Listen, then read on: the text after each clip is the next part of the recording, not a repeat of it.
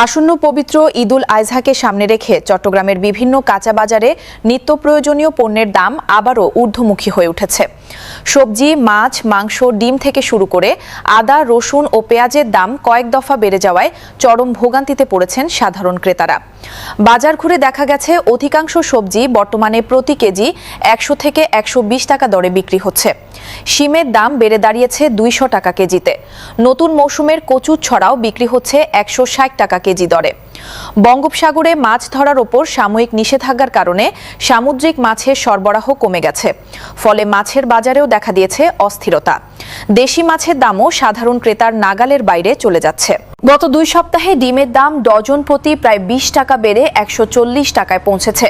Broiler মুরগি বিক্রি হচ্ছে ১৮০ থেকে ১২০ টাকা, সোনালী মুরগি ৩৩০ থেকে ৩৬০ টাকা এবং দেশি মুরগি ৭০০ টাকা কেজি দরে।